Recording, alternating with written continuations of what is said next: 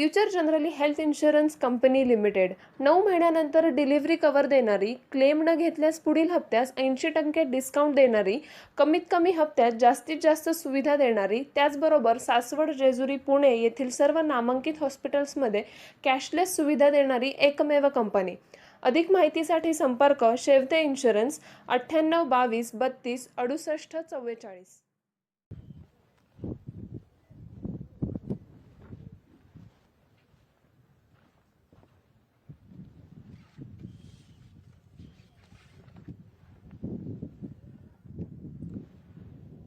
सभी को जय हिंद और नमस्कार। आज हमारे बीच उपस्थित लेफ्टिनेंट जनरल रशीम बाली जी, मेजर जनरल पीके मिश्रा जी और मुझे बहुत खुशी है कि श्री सुनील शरण भी यहाँ पर उपस्थित है, जिन्होंने 26/11 के मुंबई पर हुए हमले के समय एनएसजी की जिस टीम ने बहुत बहादुरी से कार्य किया था, उस टीम का नेतृत्व उन्होंने किया था। यहाँ पर उपस्थित मेरे साथी श्रीकांत भारतीय जी, सभी सेना के प्रमुख अधिकारीगण और उपस्थित सभी बहनों और भाइयों, सबसे पहले मैं छत्रपति शिवाजी महाराज की धरती से यहाँ पर आया हूँ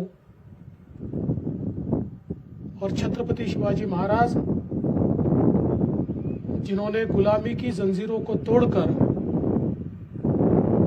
स्वराज्य की स्थापना की, मैं उन्हें नमन करता हूं और साथ साथ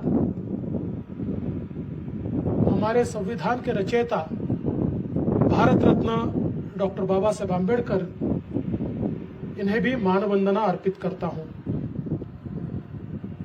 आज का यह दिन है जब हम हमारे सभी स्वाधीनता सेनानियों को याद करें, स्वतंत्रता के लिए जिन्होंने शहादत दी, ऐसे सभी नायकों को हमारी आदरांजलि पेश करें और साथ साथ स्वतंत्र भारत को स्वतंत्र रखने के लिए हमारे जिन जवानों ने हमारी सीमाओं को मजबूत रखा और जब भी देश को जरूरत थी तो तिरंगे की आन बान और शान, इसको ऊंचा रखने के लिए जिन्होंने शहादत दी, ऐसे सभी हमारे सेना के जवान और अफसर, इनको भी आज के इस मौके पर मैं अभिवादन करता हूं। त्रिशूल डिवीजन में यहां पर आने के बाद मुझे बहुत ही प्रसन्नता हो रही है। हम सब लोग जानते हैं कि हमारे विष्णु पुराण में यह कहा गया है कि विश्वकर्मा ने सूर्य के अंश से त्रिशूल को निर्मित किया था और बाद में उसे भगवान शिव को सौंप दिया था। इसीलिए त्रिशूल ये उत्पत्ति, स्थिति और लय का प्रतीक है और मैं ऐसा मानता हूं कि हमारे इस त्रिशूल डिवीजन ने भी इसी प्रकार से लगातार जिस प्रकार का शौर्य आज दिखाया है और बहुत ही कठिन परिस्थिति में, चाहे वो द्रास हो, कारगिल हो, पटालिक हो, गलवान घाटी हो, ऐसे जगह जहां पर मनुष्य को सांस लेना मुश्किल है, ऐसी जगह पर लगातार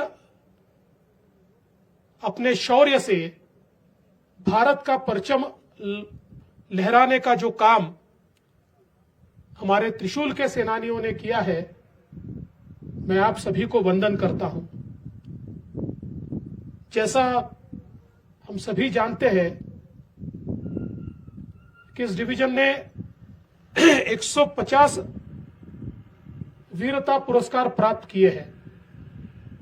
1962 के युद्ध के दौरान इसे स्थापित किया गया था और उस समय 13 कुमाऊं के मेजर शैतान सिंह और 18 GR के मेजर धान सिंह थापा, इन्होंने जो शौर्य और पराक्रम दिखाया उसके लिए उन्हें सर्वोच्च वीरता पदक परमवीर चक्र से सम्मानित किया गया।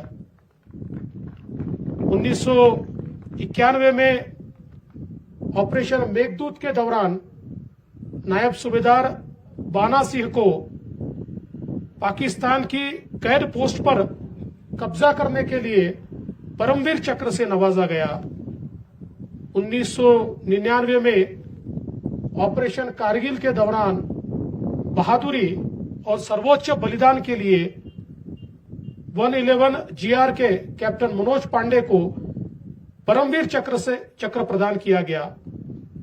और 2020 में भी इस डिवीजन के शेरों ने गलवान घाटी में चीनी घुसपैठियों को बड़े शौर्य के साथ पीछे ढकेलने का काम किया। तो मैं ऐसा मानता हूं कि हमारी भारतीय सेना में जिन पर हमको नाज है, जिन पर हमको गौरव है, ऐसे इस त्रिशूल डिवीजन में आज आने का अवसर मिला, ये मैं अपना सौभाग्य समझता हूं। और मुझे ये भी ज्ञात हुआ कि शून्य के नीचे जब तापमान था, ऐसे समय 14,500 फीट ऊंचाई पर त्रिशूल डिवीजन ने सैनिकों के लिए क्रिकेट प्रतियोगिता आयोजित की। मैं ऐसा मानता हूं ये भी अपने आप में एक साहस है और विश्व के सामने हमारी ताकत का भी एक ये परिचायक है। आज हम लोग देखते हैं कि भारत की सेना सम्मान और संप्रभुता में और उसकी रक्षा में यह डिवीजन लगातार प्रतिबद्ध है। और ऐसे इस डिवीजन में ये जो त्रिशूल वॉर मेमोरियल हो रहा है, ये म्यूजियम हो रहा है, इससे जुड़ने का अवसर महाराष्ट्र को मिला, महाराष्ट्र की सरकार को मिला। इससे बड़ा सौभाग्य दूसरा कोई हो ही नहीं सकता। मैं इसके लिए त्रिशूल डिवीजन को तो धन्यवाद दूंगा ही, पर साथ साथ आभार व्यक्त करूंगा हमारे साथी श्रीकांत भारतीय जी का, जिन्होंने एक दूत के रूप में त्रिशूल डिवीजन और महाराष्ट्र सरकार को साथ में लाया। और ये प्रस्ताव हमने हमारे मुख्यमंत्री श्री एकनाथ शिंदे जी के सामने जब रखा तो उन्होंने तुरंत ये कहा कि इससे बड़ा सौभाग्य कोई हो ही नहीं सकता, और सरकार ने तुरंत इसको मान्यता दी। और आज हम लोगों ने इसका शिलान्यास भी यहां पर किया है।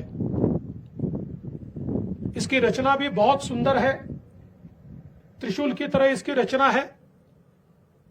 और मेरा विश्वास है कि यहां आने के बाद जहां एक और हमारे शहीदों को नमन करके उनसे हम ऊर्जा पाएंगे, वहीं हमारे त्रिशूल डिवीजन के माध्यम से जो कार्य चलते हैं, जिस प्रकार का शौर्य दिखाया जाता है, जिस प्रकार के ऑपरेशंस किए जाते हैं या किए गए हैं, उसमें इस्तेमाल की हुई जो सामग्री है, सिविलियंस के लिए एक बहुत ही उत्कंठा का विषय होता है कि किस प्रकार से हमारी सेना काम करती है। और मैं मानता हूं कि इस म्यूजियम के माध्यम से वो सारी चीजें हमारी सेना की सिविलियंस के पास, हम लोगों के पास पहुंचेगी। और विशेष रूप से चूंकि मनाली के हाईवे पर यह है, तो मेरा विश्वास है कि आने वाले समय में टूरिस्ट अट्रैक्शन के रूप में भी ये डेवलप होगा और लोग निश्चित रूप से यहां पर आकर प्रेरणा पाएंगे। आज हम लोग देखते हैं कि हमारा भारत देश जिस तेजी से विकसित हो रहा है, मिशन चंद्रयान 3 इसने भारत को एक स्पेस पावर के रूप में प्रस्थापित किया है। हमारे प्रधानमंत्री आदरणीय नरेंद्र मोदी जी, इनके नेतृत्व में जिस प्रकार से लूनर मिशन तो हमारे जो वैज्ञानिक है इन्होंने यशस्वी किया, अब हमने सोलर मिशन भी शुरू किया है।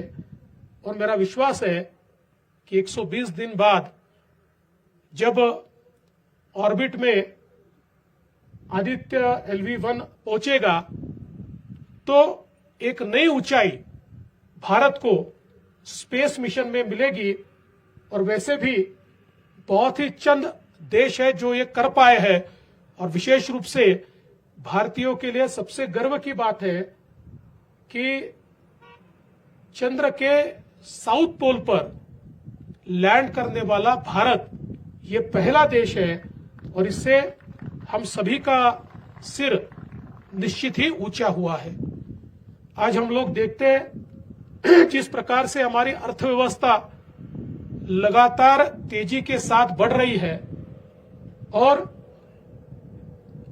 हम लोग ये भी देख रहे हैं कि अभी अभी हमारे बच्चों ने बहुत सुंदर हमारे सामने एक कार्यक्रम पेश किया, देशभक्ति से पूरा ऐसा कार्यक्रम हमारे आर्मी स्कूल के बच्चों ने, उनको तो मैं बधाई देना ही चाहता हूं। लेकिन उन्होंने जिस ब्रिटिश एम्पायर का पिक्चर हमारे सामने रखा, उस ब्रिटिश एम्पायर को, हमारे कॉलोनियल आकाओं को भी पीछे छोड़कर अब हमारी अर्थव्यवस्था उनसे भी आगे चली गई और हम दुनिया की 5वीं सबसे बड़ी अर्थव्यवस्था बने हैं। और 2030 तक हम दुनिया की 3री सबसे बड़ी अर्थव्यवस्था बनेंगे। और जैसा प्रधानमंत्री जी कहते हैं, अमृत काल में अगले 25 वर्षों में 2047 में एक विकसित भारत देखने का सौभाग्य हम भारतीयों को मिलेगा। मैं ऐसा मानता हूं कि ये भी हम सभी के लिए एक बहुत बड़ा सौभाग्य है। आज हम देख सकते हैं जिस प्रकार से विज्ञान और प्रौद्योगिकी में भारत ने बढ़त हासिल की है। एक समय मिलिट्री इक्विपमेंट में नेट इंपोर्टर, इस प्रकार से जिस भारत की छवि थी, उस भारत ने अब मिलिट्री इक्विपमेंट्स की मैन्युफैक्चरिंग में एक बहुत बड़ी पहल की है। और इंपोर्टर से अब हमारा दर्जा एक्सपोर्टर की ओर चला गया है। और करीब हम लोगों ने 1 लाख करोड़ की मैन्युफैक्चरिंग अपने देश में करके एक नया रिकॉर्ड तैयार किया है। तो आज हम लोग दूसरे देशों पर हमारे सैनिकों के लिए, हमारे सैन्य के लिए, हमारे सैन्य इक्विपमेंट्स के लिए बहुत ज्यादा निर्भर नहीं रहे हैं। हम लोग आत्मनिर्भरता की ओर जा रहे हैं। अभी 2 दिन पहले एक बहुत ही स्टेट ऑफ आर्ट इस प्रकार की फ्रिगेट शिप मजगांव डॉक से जिस समय उपराष्ट्रपति जी ने उसको लॉन्च किया, तो उसमें जो प्रौद्योगिकी हमने देखी, स्टेट ऑफ आर्ट, दुनिया के किसी भी उच्चतम देश की प्रौद्योगिकी से मुकाबला करने वाली प्रौद्योगिकी और तकनीक उसमें हमको देखने को मिली। तो मुझे लगता है कि ये नए भारत का एक चित्र हमको देखने को मिलता है।